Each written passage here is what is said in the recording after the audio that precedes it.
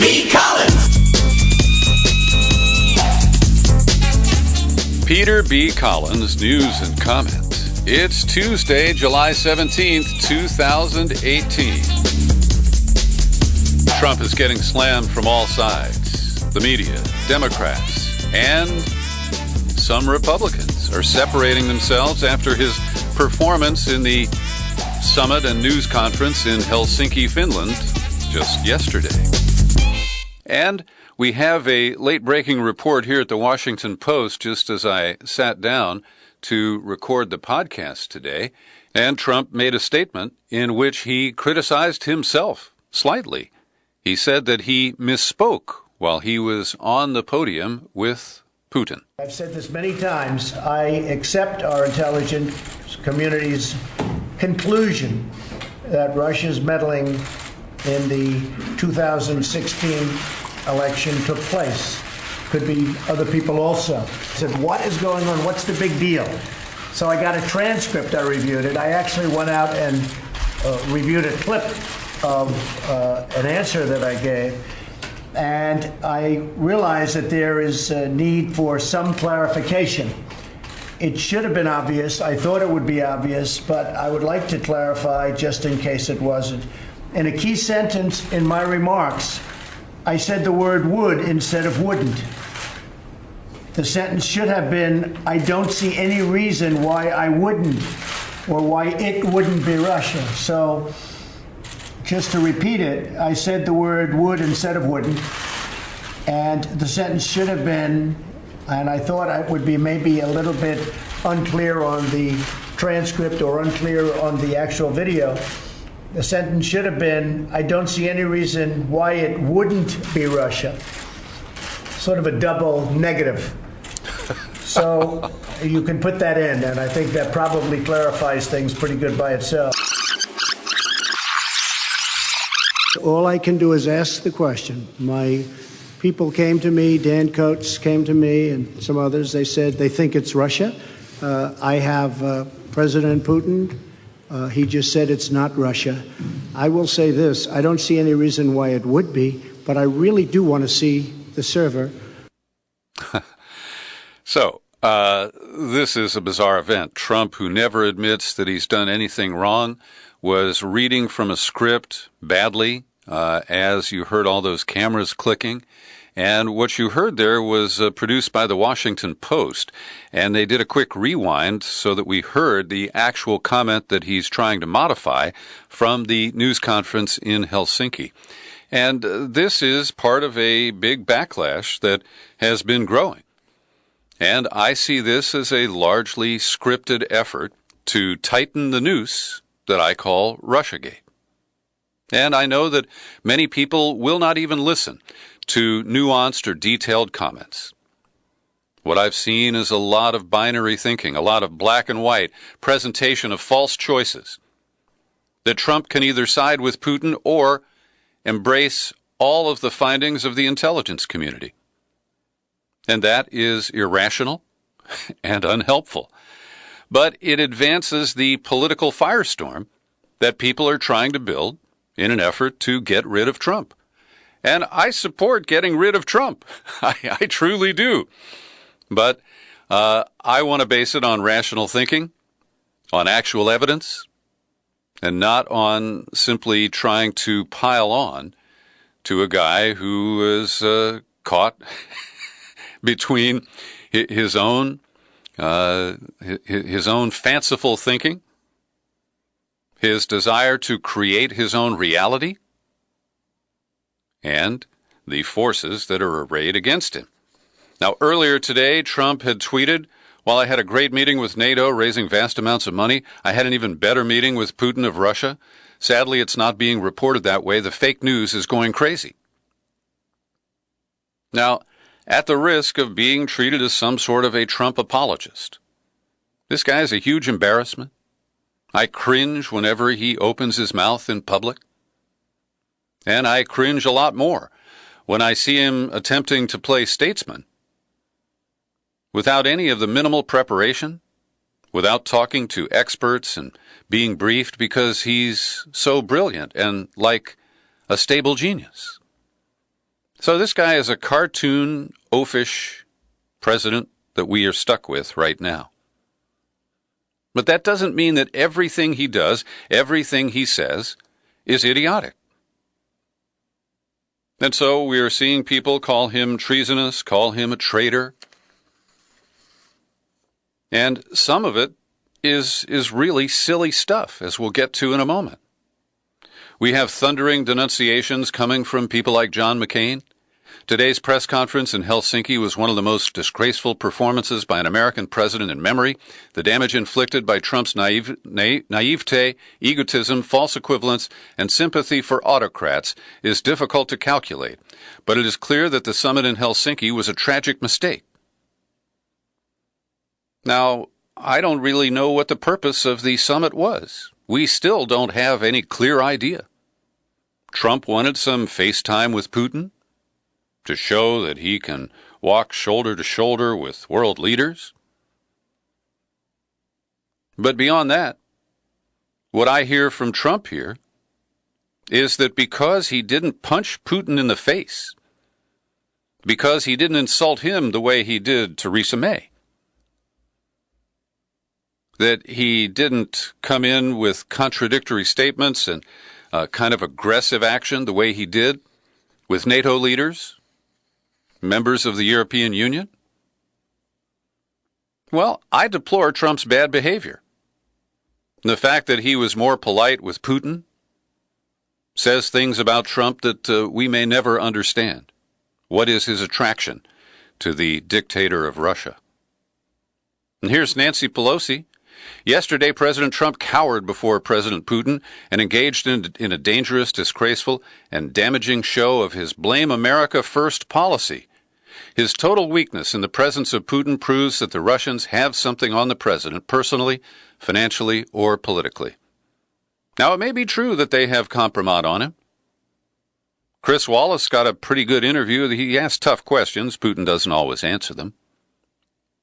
And Putin kind of laughed at the idea without denying that they've got a P-tape or some other kind of compromising stuff on Trump. But listen to this phrase that Pelosi uses, the Blame America First policy. Now, of course, in some ways, that's riffing off his Make America Great and America First intonations of these nationalist, jingoistic slogans. But remember, it was just 8 or 9 years ago that Republicans hammered Barack Obama after he gave a speech in Cairo where he acknowledged that the U.S. expansionism and the adventurism in the Middle East was ill-advised. And he was hammered for Blame America First. And, we're told that no American president can apologize or admit any failings on the part of our country when he is on a foreign stage. But as you know, when Trump mangled his comment and said something to the effect that, we're all to blame for the problems between Russia and the United States, well, I think what he was driving at is that the U.S. had a role in the revolution in Ukraine, the coup that took out the corrupt Yanukovych government. And it was part of our long-running effort to use NATO to encircle Russia and to limit its potential for expansion, whether by crossing borders, expanding borders, or just through trade and ordinary relations. And so our effort to block Russia, and Putin in particular, led to his decision to grab Crimea. And if you've heard me talk about this before, I don't countenance what Putin did. But he did it, it's done. The sanctions are not having any impact. He's not going to say, oh, you were right, and I'm giving Crimea back to Ukraine. And the U.S. continues to deny that we had, we don't acknowledge, let me put it that way, the role that we played and the payback that Putin engaged in. And so when we look at the long line of people who have criticism for Trump today, and I want to single out some Republicans here, Orrin Hatch of Utah. Now, it's interesting to see that many of these people continue to sit on the fence. As Bob Corker put it, they don't want to poke the bear. But they also feel that they need to pledge allegiance to the deep state, to the intelligence communities. And so this is what passes for separation of Republicans from their president right now. Orrin Hatch, Russia interfered in the 2016 election. Our nation's top intelligence agencies all agree on that point. Lamar Alexander, Tennessee, there's no doubt that Russia interfered in our 2016 presidential election. Chair of Intelligence in the Senate, Richard Burr, North Carolina. Vladimir Putin is not our friend, never has been, nor does he want to be our friend. His regime's actions prove it. We must make clear that the United States will not tolerate hostile Russian activities against us or our allies. John Boozman, Senator from Arkansas. Our nation's intelligence community, as well as the Senate IC, is confident that Russia intervened in the 2016 elections. I agree with their assessment. Believe our relationship with Russia must consistently be viewed through this lens. And I guess the talking point issued by the RNC is repeated here again. Russia is not our friend. And I get that statement from a lot of the people on Facebook who think I'm crazy for not embracing the Russiagate narrative. They immediately say Russia is not our friend. Well, I never said Russia's our friend. I've never, ever made a claim even remotely resembling that. I do not believe that Russia is currently our enemy. And I believe that the black and white thinking and the politically motivated messages of the last 24 hours are very dangerous and can lead us to an internal coup of our own driven by the deep state. Tom Cotton, knuckle-dragging senator from Arkansas, Iraq war vet. U.S.-Russia relations remain at a historic low for one simple reason. Putin is a committed adversary of the United States. Now, while these statements don't call out Trump, there are 27 of them that I have listed right in front of me here. All Republicans, all members of the United States Senate. What this indicates to me is that the loyalty to Trump is softening. And this is where I believe Democrats need to show some balls. And they won't. But if they had them, they would start talking about impeachment right now. And they would frame it as, this may cost us the election this fall. But the future of our nation is too important. And therefore, at the risk of losing the election and not regaining control of the House, Democrats are going to stand up for the nation. But they don't do that. And that's what's so infuriating. And it's another thing that drives my continuing skepticism of this whole scandal. My friend Joe Lauria at Consortium News writes, U.S. media losing its mind over Trump-Putin press conference. He leads with a quote from James Fallows in The Atlantic. Either Trump is flat out an agent of Russian interests, maybe witting, maybe unwitting, from fear of blackmail and hope of future deals, out of respect for Putin, out of gratitude for Russia's help during the election, out of pathetic inability to see beyond his 306 electoral votes, whatever the exact mixture of motives might be, Fallows says it really doesn't matter. Anderson Cooper on CNN watched the press conference and then said, this is perhaps one of the most disgraceful performances by an American president that I have ever seen. David Gergen, the eminence grise of CNN, said, I've never heard an American president talk that way. Putin's a thug. It's embarrassing. Then Jim Acosta, who was told to sit down and shut up by Trump when he tried to ask a question in England last week. He is supposed to be an opinion-free, objective reporter. He said, I think this sums it up nicely. This is the President of the United States essentially taking the word of the Russian president over his own intelligence community. So there are only two choices, Putin or the CIA. And then you get the tweet from John Brennan, who I think is the co-author of the Russiagate narrative script. He tweeted, Trump's press conference performance in Helsinki rises to and exceeds the threshold of, quote, high crimes and misdemeanors. It was nothing short of treasonous. Not only were Trump's comments imbecilic, he is wholly in the pocket of Putin. Well, what Brennan just described there is the basis for impeachment, high crimes and misdemeanors. But nobody's talking about impeachment. And that's the disconnect here that drives me bonkers. In particular, the Democrats, who believe that this is the dagger on the heart of our republic, But they're not trying to grab that dagger and sink it into the heart of this insidious president. Liz Cheney stepped up, said that Russia poses a great threat to our national security and that she is deeply troubled by Trump's defense of Putin. And Joe Laria goes on to note that the indictments, which are only unproven accusations, formally accused 12 members of Russian military intelligence of stealing Democratic Party emails. The indictments were announced Friday, 3 days before the summit, with the clear intention of getting Trump to cancel it. Michael Smerconish on CNN, he's a radio talk show host who made it to television. He said the indictments prove Russia had committed a terrorist attack against the United States. And we've heard that language before, comparing it to Pearl Harbor. And again, if people really believe this, if they honor their own rhetoric, wouldn't they take different actions? That's what makes me suspect this is kind of a charade. It's a high drama. Where does it go? Where does it lead? Do we have leaders? Also, Trump made a comment in Helsinki that I found interesting and intriguing. He referred to Imran Awan. And after the July 4th break, I reported that Awan, who was the IT advisor to Debbie Wasserman Schultz and many Democrats on Capitol Hill, had taken a plea deal about a mortgage violation.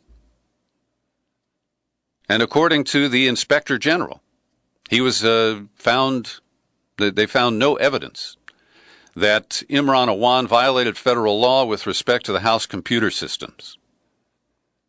But I'm really skeptical about that. I'd like to see an open-air investigation of Imran Awan, but now that he's taken a plea deal, that'll never happen. And I think Trump's suspicions there are not off base. Again, I don't know what Imran Awan did, but his ties to Debbie Wasserman Schultz, the falling out, his fleeing to Pakistan, his return to face charges, the plea deal, well, my bullshit detector is activated by his whole story. And I want to single out Vice News because they're younger, hipper, and I do appreciate that Vice does a better job than most American media outlets in covering what we used to call foreign news, things that happen outside of our borders. But their identification with the deep state, their protection of access to anonymous sources who can leak new juicy government documents to them in the future? Well, it's pretty clear. Just listen to this headline. 5 times Trump totally agreed with Vladimir Putin. You know what one of those 5 things was? That Russia did a great job hosting the World Cup. Wow, that's traitorous. That's treason. He went and told a foreign leader that he did a good job hosting an international sports competition? And Vice item number 1 here is that Trump said the relationship between the U.S. and Russia is bad and the U.S. is to blame. He actually said both sides are to blame, and that he said that about Charlottesville too. It's bullshit. But Vice is not being honest in the way they're hammering Trump in this particular article. They single out the claim or the commentary that came from Trump and Putin that Moscow might cooperate with the Mueller investigation and let his investigators come and interview the dozen indicted military intelligence officers who got the indictment on Friday the 13th. And this is ridiculed as they should investigate the meddling together. Now, I realize that this will never happen because U.S. intelligence would not allow any kind of this kind of sharing or a joint investigation. And of course, they're so heavily invested that Russia did it that they cannot see beyond that. That is the only possibility that can be pursued, right? Now, Vice also suggests that there's something wrong because Putin and Trump agreed on securing Israel's border with Syria. I don't think that is a really nefarious outcome of their meeting. Next article advice, headline, Putin is still pushing the absurd idea of U.S.-Russia cybersecurity unit. And I already talked about that a little bit, but the headline here is very biased. And this is pandering to readers who now know that the signal from Vice is you should believe the entire Russiagate narrative, lock, stock, and barrel, because Trump believes Putin. That's where we've come to. And in an effort at token balance over at Vice, there's a very brief article that's linked to a video interview that I haven't seen yet. But it says, these American scholars say the real threat to the U.S. is Russophobia. And the scholars are Stephen Cohen, the acknowledged Russian expert from Columbia University, and John Mearsheimer, another foreign policy expert who I've interviewed. He's a critic of the policies of the State of Israel, and I have high regard for him in that respect. And Mearsheimer and Cohen both agree that they agree with Trump that whether you think that let's see, I'm trying to read this here. They both agree with Trump on what point? The point is that Russophobia is the most serious problem, I see. And they describe how these two people are tagged as Putin apologists and that their arguments are not heard. So this is a kind of feint in the direction of fair and balanced, but I find the tone of it dismissive of the very scholars who are featured in the video interview. And I mentioned that Chris Wallace of Fox News spent the interview ran just over half an hour. So given that it was involving translators, he probably had about 45 minutes with Putin. And Putin sneered at him and smirked at times. Wallace tried to hand off to him a copy of the Mueller indictments of the 12 Russian GRU officers, and Putin just didn't extend his hand. He just sat there and made Wallace put it on the coffee table between them. But there were some interesting exchanges between Putin and Chris Wallace. Wallace mentioned the Skripal case in England, and Putin noted that the British have never seen fit to share any evidence, any documents, or any of the details about the alleged use of Novichok in Salisbury, England. He said it's the same thing as the accusations with meddling into the election in America. We recently heard that 2 more people suffered from the same nerve agent that is called Novichok. I have never even heard the last names of these persons. Who are they?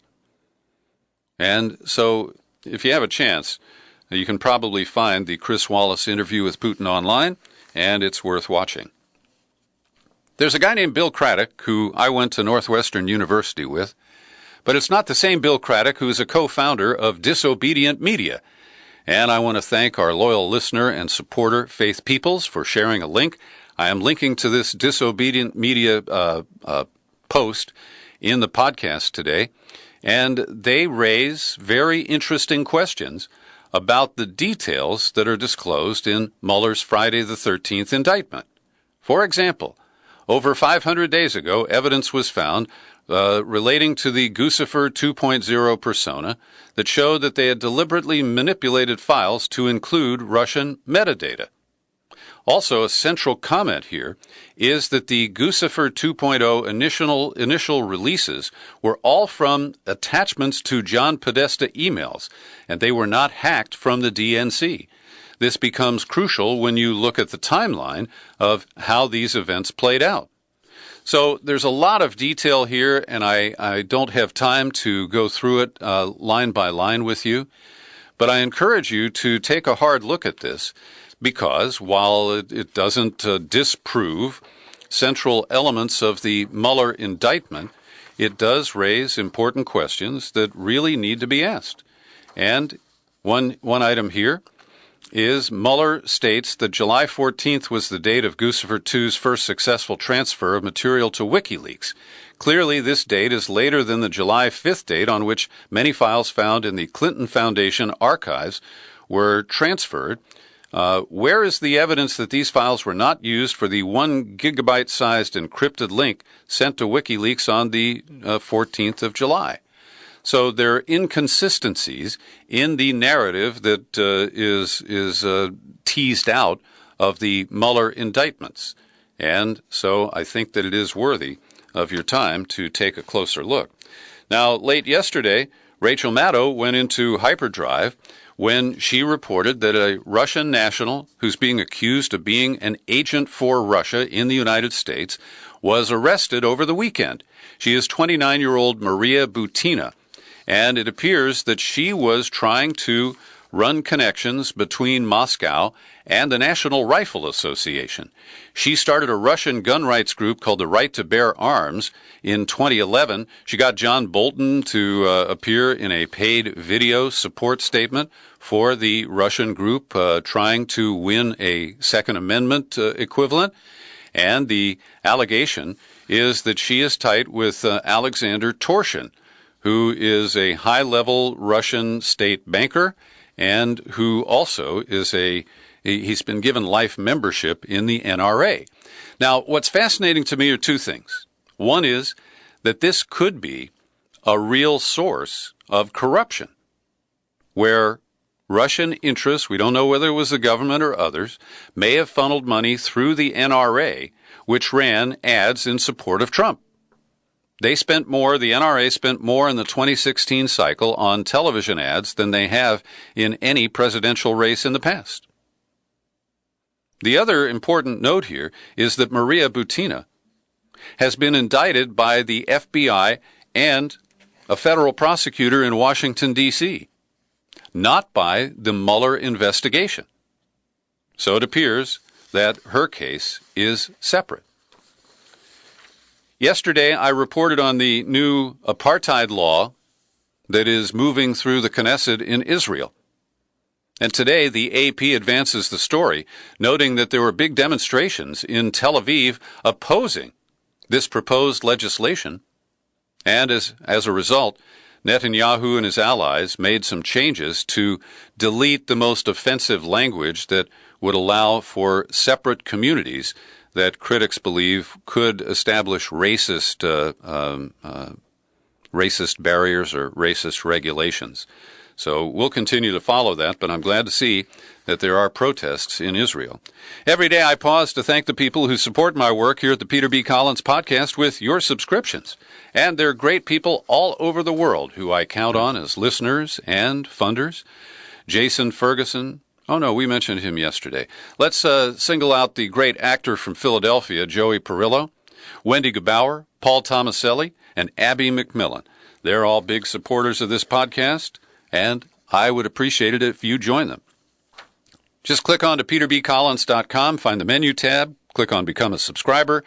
You land up on the sign-up page, and there you can choose the level of support that you're comfortable with. If you take out a new annual subscription and give me an address in the continental United States, I will be happy to send you a copy of John Dist's new rock and roll CD called American University. That's my current bonus gift. We've been telling you about the risk of Sinclair Broadcasting. They own local TV stations across the country that they program centrally with hard right-wing propaganda that makes Fox News look fair and balanced.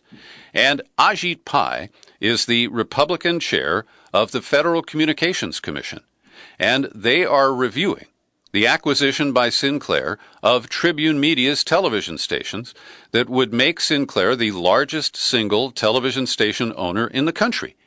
And Ajit Pai helped grease the way for this by changing rules at the FCC related to what's called the UHF discount. And essentially, it means that stations that operate on channels above number 14 are not treated as significant as the ones on channel 14 or below. And this goes back to the old technology. But now Ajit Pai has decided that this may be too much. And he's unhappy with the proposal by Sinclair to spin off some of their TV stations to get underneath the national ownership cap of 39% of television households. And Pai said the evidence we've received suggests that certain station divestitures that have been proposed would allow Sinclair to control those stations in practice, even if not in name, in violation of the law. Go for it, Ajit. It's about time you read your own damn regulations. Here in California over the weekend, the state Democratic Party had its conference, and they declined to endorse Dianne Feinstein for a fifth term in the United States Senate. Instead, 65% of the delegates voted for her challenger, Kevin De Leon. Feinstein only got 7% of the vote. Another 28% followed her request to vote for no endorsement. But that still stacks up as 65 to 35, and people are getting the idea that it's time for Di-Fi to retire. And the San Francisco Chronicle's political reporter Joe Garofoli confirmed in Monday's paper something I've been saying for a while. Democrats are running away from abortion rights. Now, while they are pillaring Brett Kavanaugh, the latest Catholic to be nominated to the U.S. Supreme Court, who clearly is opposed to abortion rights, at the local level, the candidates running for Congress don't mention abortion rights. Oh, if somebody asks them, they might have a comment, but they don't talk about it on their websites. It is not a central issue. They use euphemisms like reproductive health and, women's control over their bodies. But this is a sea change. This is a major divergence for the Democratic Party. They have decided that they can't win elections by staunchly supporting a woman's right to choose. And I submit that that is just another example of the way they have drifted apart from the people they consider their loyal party members. Thanks for listening to my daily news and comment podcast. You're free to share it far and wide. You'll find it on YouTube. And I remain Peter B. Collins. Happy trails to you until we meet again. Happy trails to you. Keep smiling.